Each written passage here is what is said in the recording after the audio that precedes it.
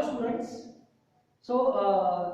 Today we are going to continue with the same lesson, that is the third lesson of geography, natural resources, natural vegetation and wildlife, which we have already started.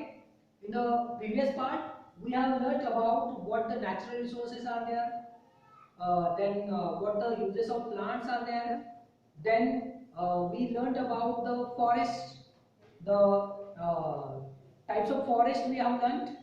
The two types of forest are remain here. The last point which we have covered, that was the Mediterranean forest. Okay, now we are moving towards our next type of forest, that is the temperate deciduous forest. Okay, by the name deciduous we can get know that what type of forests are there. Deciduous means what? That trees which shade their leaves in a particular season or the months of year, that is called as a deciduous. Now we are going to learn more about it. That is, mostly these type of forests are found in the cool temperate areas. They survive even in below the 0 degree Celsius temperature, and they shed their leaves in autumn. Trees are short, broad leaves and thick trunk. Means this type of trees with a short height, their leaves are broad and their trunks are very thick. Then these trees are found mainly in the Central and Western Europe, Canada, Northwest USA, Northern Japan and Northern China. So if you will go through the world map, you will find that these areas are with a very cold type of climatic conditions. Okay, now the trees which grow here are ash, maple, Douglas, fir, birch, redwood, poplar. These are the trees which you can find here in these areas. Now the next type of forest is what? The coniferous forest. The coniferous forest means what? That trees with a cone-like shape. Okay, just like that Christmas tree you can see. Okay, now what the features of the coniferous forest are? These forests found in the extreme cold climatic conditions. Extreme is where temperature is very low. Then trees grows here very straight, they are tall in height and they remain evergreen. If you observe these leaves of these trees, then you will find that these leaves are short, very small in size, and just needle-like leaves are there. They are softwood trees, and so we can make the things like matchsticks, paper, furniture, sports goods and plywood. So this type of things we can make with the help of these trees. These trees, these forests found in Finland, Sweden, Norway, southern Canada, Russia and Siberia. The trees like means what type of trees you can find here? That are the cedar, fir, pine, spruce, etc. These forests are also known as taiga. The word taiga means what? The taiga means untouched, untouched forests. Okay, so these trees, these forests are called as a taiga. Then we are moving towards the grasslands. The grasslands first is what? The tropical grasslands. These type of grasslands are located in the tropical zone on either side of rainforest. So on both the sides of rainforest you will find the tropical grasslands. The natural vegetation is thin and sparse. Means you will hardly found the trees here. Why?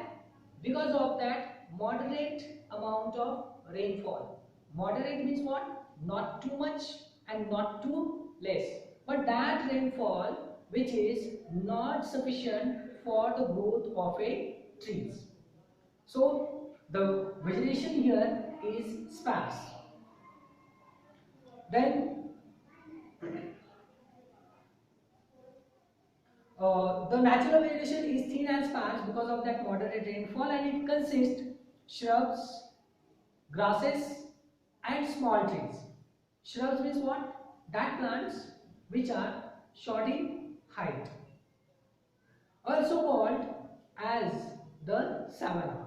Means these tropical grasslands are also called as a savanna, and these grasslands found in particularly Guyana highlands in South America, Brazilian highlands, Sudan and northern Australia.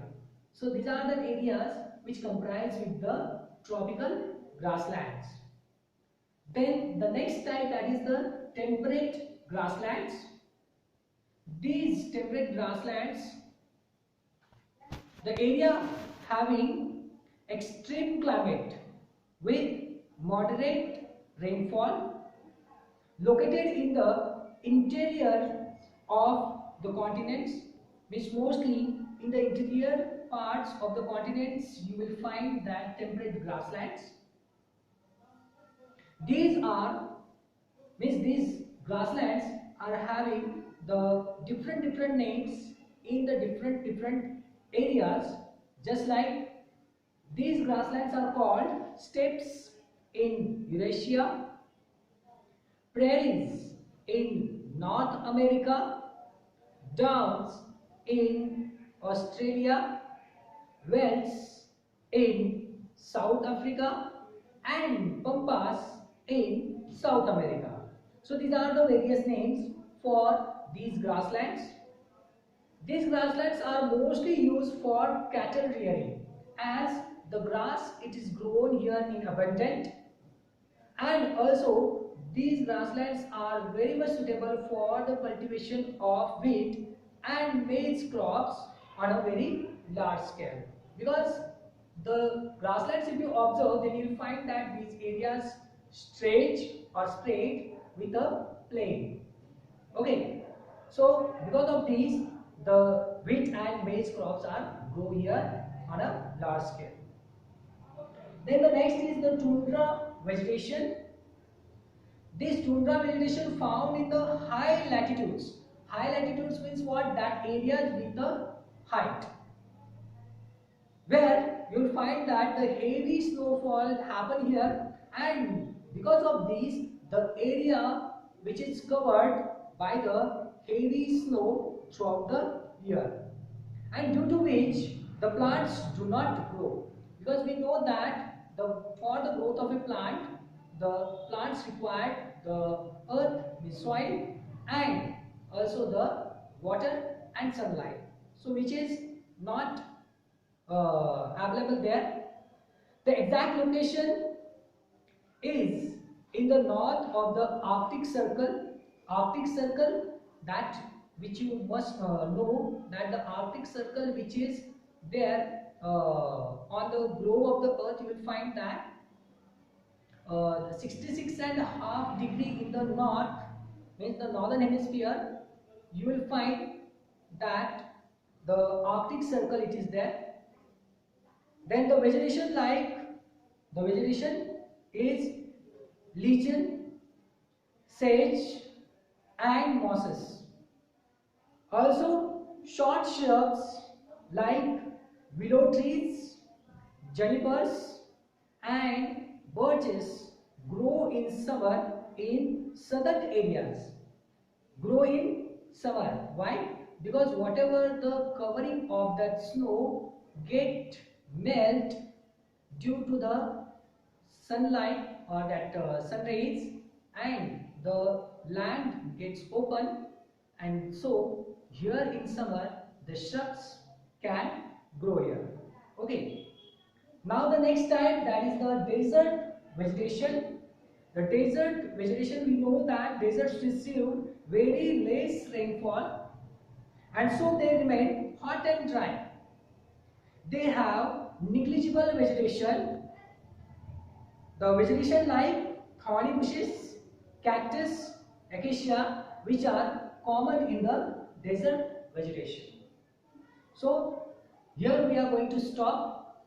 The remaining part we will see in the next lecture. Thank you.